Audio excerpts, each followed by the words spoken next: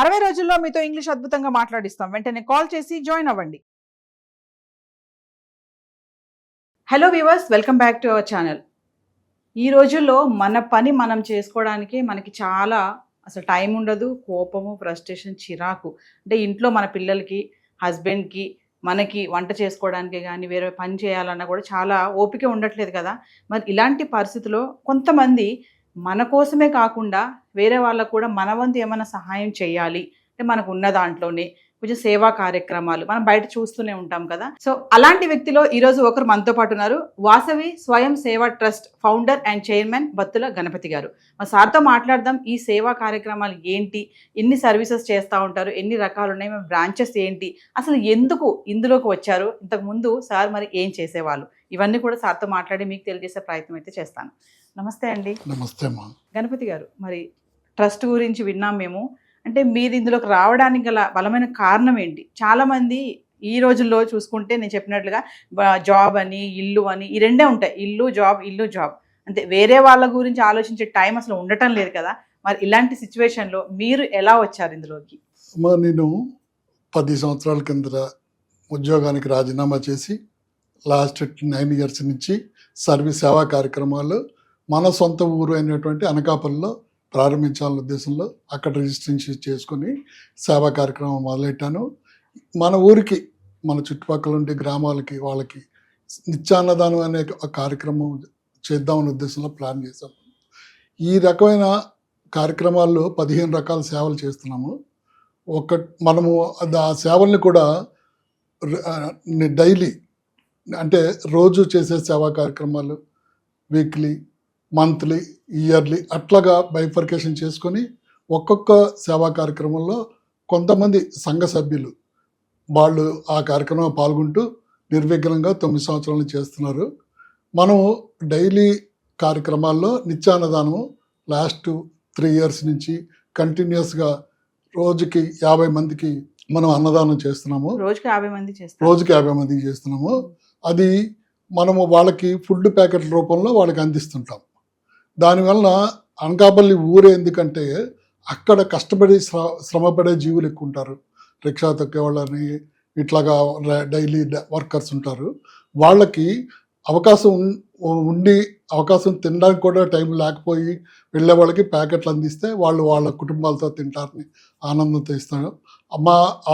వాళ్ళ కళ్ళల్లో ఆనందం మనం చూడాలని ఆ నిత్యాన్నదానంతో మనం ప్రారంభించాం. అది ఇట్లాగే రోజు ధ్యానము, పూజ ఇది కూడా డైలీ చేస్తుంటారు మన సభ్యులు. రెండవది వీక్లీ వన్స్ వచ్చేటప్పటికి గోసేవ, గోపూజ. గోశాలలకి అనకాపల్లిలో ఒక 5-6 గోశాలలు ఉన్నాయి. వాటికి గోశాలకు వెళ్ళి పూజలు చేయడం చేస్తారు కుటుంబాలతోటి. నెలకు ఒక్కసారి గ్రాసం, ఆ గోశాలకు కావాల్సినవన్నీ గ్రాసం అంతా, కాకపోతే ఇంకేమైనా గోళాలని, ఈ గరుకురాయలని ఇట్లాంటి ఉంటాయి. ఇవన్నీ మనం ఏర్పాటు చేస్తుంటాం. అది మీరు డొనేట్ చేస్తూ ఉంటారా? డొనేషన్ కాదమ్మా, మనం ఆ వస్తువులు తయారు చేసి పెడతాం. మీరే తయారు చేస్తారు? తయారు చేయడం అంటే తయారు చేసిన కొని మేము ఇస్తాం. డబ్బు రూపంగా ఎవరికి ఇవ్వమ్మా. కారణం ఏంటంటే అది సద్వినియోగం అవుతుందా లేదా అనేది కాకుండా ముందు మన కళ్ళతో, మన చేతులతోటి ఇచ్చేది. ఇవన్నీ కూడా మనం చేసే సర్వీసులన్నీ కూడా మన ఛానల్స్లో ఆధారంగా ఫోటోలు ఉంటాయి.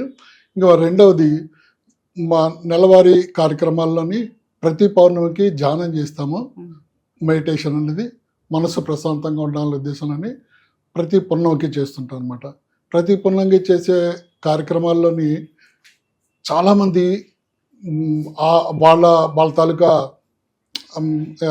ధ్యానాన్ని పెంపొందించుకొని ఫ్రస్ట్రేషన్ అంతా వదిలించుకొని రిలాక్స్ అవ్వడం కోసం అని చెప్పి వాళ్ళు వస్తుంటారు. మన అంతా ఆన్లైన్లో జరుగుతుంది. అది మెడిటేషన్ నెలకు ఒకసారి జరుగుతుందమ్మా.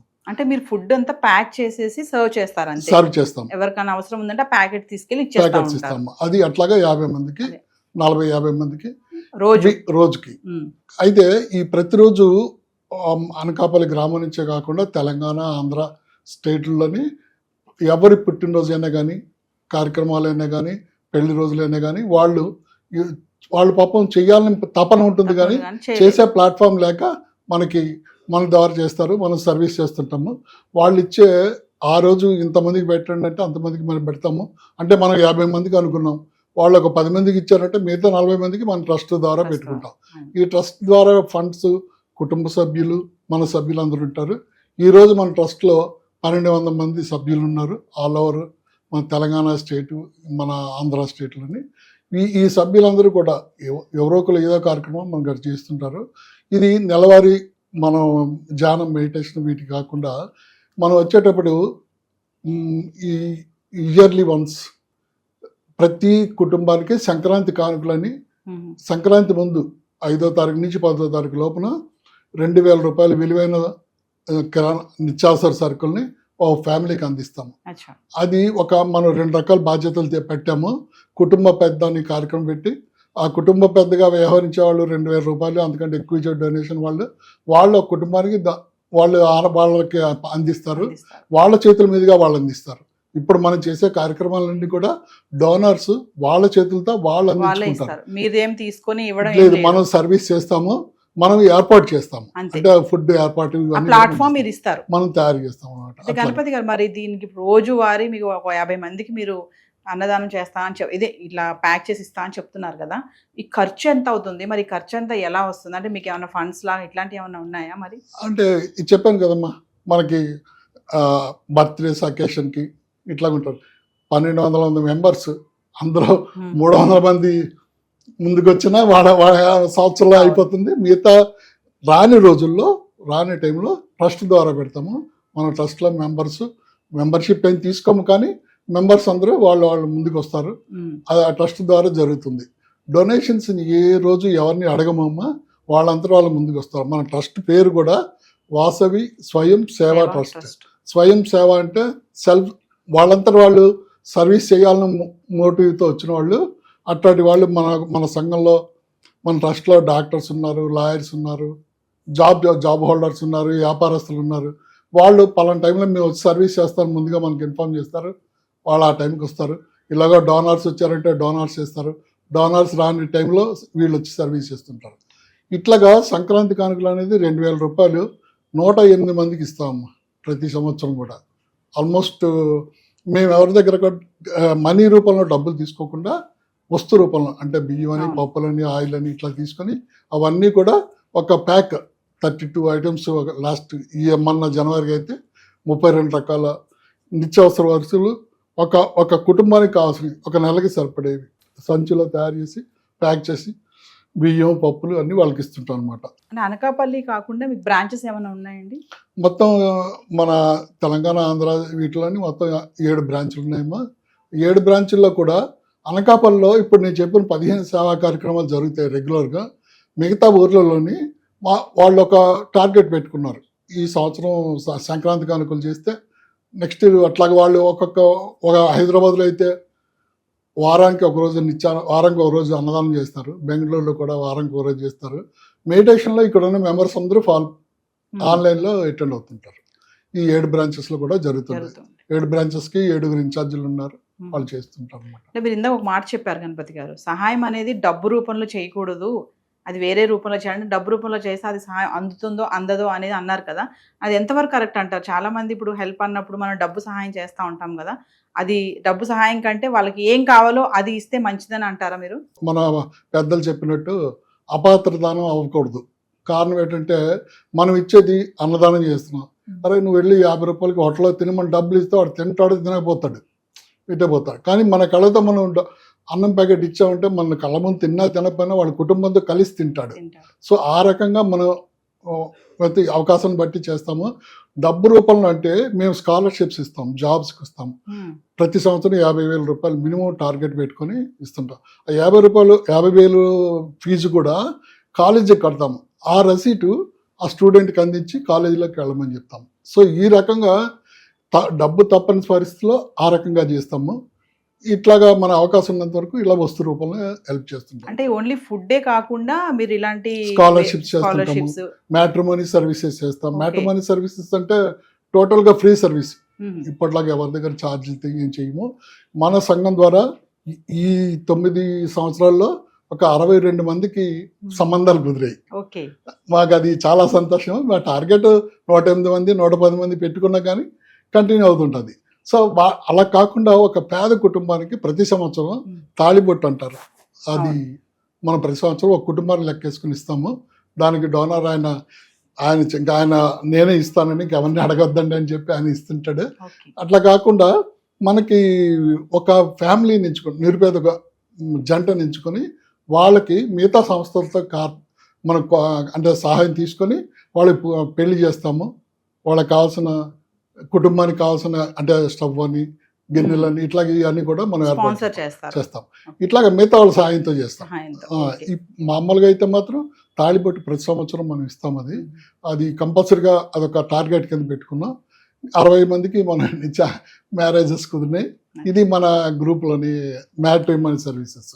గణపతి గారు, చాలా మందికి ఒక అపోహ ఉంది బయట అండి, ఇలాంటి సేవా కార్యక్రమాలు చేసే వాళ్ళ పట్ల. కానీ ఇప్పుడు మీరు అక్కడే కాదు, మనం సిటీలో చూసుకున్నా కూడా చాలా ఇలాంటి వాళ్ళు చాలా మంది కనిపిస్తున్నారు, బయటకి చేస్తున్నారు సేవా కార్యక్రమాలు. బయట పబ్లిక్లో టాక్ ఏంటంటే ఇలా చేయడం వల్ల, ఉచితంగా వాళ్ళకి ఇట్లాంటి చేయడం వల్ల ఫుడ్డే కానీ ఏదైనా కానీ వాళ్ళని కొంచెం సోమరు వాళ్ళనిగా చేస్తున్నారు, వాళ్ళని వేరే పని చేసుకోలేకుండా చేస్తున్నారు అనేటువంటి ఒక అపోహ అయితే బయట నడుస్తుంది. ఇలాంటి వాటికి మీరు ఏం చెప్తారు? మహానగరాల్లో అన్నదానం అనేది తక్కువ, అవసరం ఉండదు. కారణం ఏంటంటే మహానగరంలో బతుకుతున్నారంటే వాళ్ళకి ఎంతో కొంత ఆదాయం ఒక ఉంటుంది. అదే అనకాపల్లి ఆ చుట్టుపక్కల గ్రామాలకు వెళ్ళారంటే వాళ్ళు కష్టపడినా కూడా వాళ్ళ నలుగురు ఫ్యామిలీకి కడుపు నిండా తిండి రాదు. అంచేత నిత్యాన్నదానం అనేది అనకాపల్లి చుట్టుపక్కల గ్రామాల వాళ్ళు, అనకాపల్లి ఊర్లో వాళ్ళకి మనం అక్కడ ఏర్పాటు చేస్తున్నాం. ఇంకా సహాయం అనేది మనం చెప్తామా, ఈరోజు మనకి నోరిడిచి అడగలేకుండా ఒక పూట తిని ఒక పూట తినకుండా కూడా స్కూల్ ఫీజులు కట్టేవాళ్ళు ఉన్నారు. సో అట్లాంటి వాళ్ళకి మీరు హైదరాబాద్లోనే చేయాలి, ఎక్కడైనా చేయాలి. సో అది స్కాలర్షిప్స్ ఆ రకంగా మనం ప్రిపేర్ అవుతుంటాం. ఇంకా మ్యాట్రిమోనీ డబ్బులు ఖర్చు పెడతానని కూడా అవ్వదు, అది వాళ్ళకు ఉండదు. సో ఇట్లాగా ఇవి కాకుండా జాబ్స్ కోసం ఒక్క విషయం నాకు చెప్పాలనిపించింది. ఒక ఆయన ఇట్లాగే అడిగాడు జాబ్ కావాలని, కడప నుంచి. 55 సంవత్సరాల నుండి నాకు ఉద్యోగం లేదంటే అక్కడ మనకి టచ్లో ఉన్న సభ్యుల ద్వారా జాబ్ ఇప్పించాము. నేను మర్చిపోయాను ఆ విషయం. తర్వాత ఆయన ఒక వారం 10 రోజులు పోయిన తర్వాత, సార్ ఈ వయసులో నాకు 15,000 జీతం వచ్చే ఉద్యోగం ఇచ్చారు మీ వలన, నాకు అది సాటిస్ఫాక్షన్ అమ్మా అన్నారు. సో ఇట్లాంటి కార్యక్రమాలకి డబ్బులు అవసరం ఉంటుందమ్మా. మనం చేసే మన సర్కిల్, మన మంచితనం ఇది ఉంటుంది. సో డబ్బు అవసరం ఉన్నంత వరకు డబ్బు ఉపయోగిస్తాము. డబ్బు లేని చోట మనం ఇలా మాట సాయం కానీ, ధన సాయం అంటే వస్తువుల సాయం కానీ ఇట్లా చేస్తాము. సోమరిపోతులు అనేది చెయ్యి చాపిన వాడు బట్టి అర్థమవుతుంది. అంటే నేను అన్నదానం పెట్టేవాళ్ళు మీరు చూస్తే అర్థమవుతుంది. కాళ్ళు చేతులు లేని వాళ్ళు, వీల్ చైర్స్లో వచ్చి పట్టుకెళ్ళేవాళ్ళు, నా ఛానల్స్లో అన్ని ఇంట్లో ఉంటాయి చూడండి, వాళ్ళకి లెక్కెట్టుకొని చేస్తాము.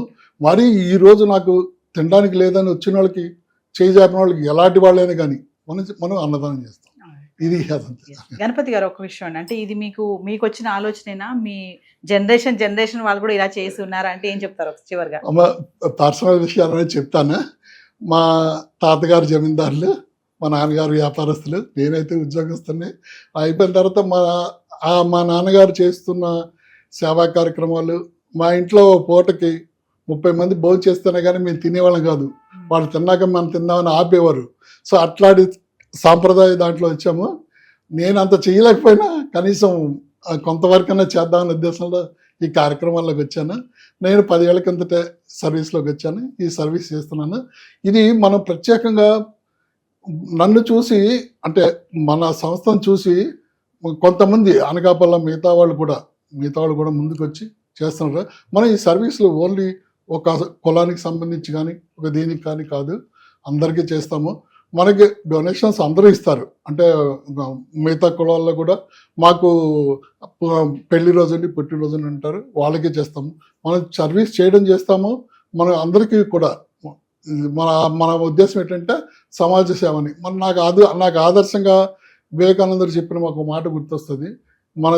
మన జీవితంలో మన పక్కవాడి తిండి, ఈ భూమి మీద భారతదేశంలో ఒక్క నిరుపేద కూడా తిండి లేకుండా ఉండకూడదు అన్న ఒక సూత్రం అలాగ ఉండదు. మా నాన్నగారు చిన్నప్పుడు అదే చెప్పేవారు, ఇప్పుడు కూడా నేను అదే కంటిన్యూ చేస్తాను. ఒకరికి సహాయం చేయాలి అంటే అది డబ్బు రూపమే అవ్వాల్సిన అవసరం లేదు.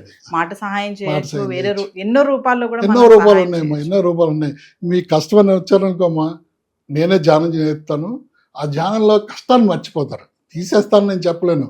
కష్టాన్ని ఎప్పుడైతే మర్చిపోయామో ఆ కష్టం తాలూకా ఎలా సాల్వ్ చేసుకోవాలి, ఆ ప్రాబ్లమ్ ఎలా సాల్వ్ చేసుకుని వే దొరుకుతుంది. ఎస్. సో అది మెడిటేషన్లో మనం చెప్తుంటాం.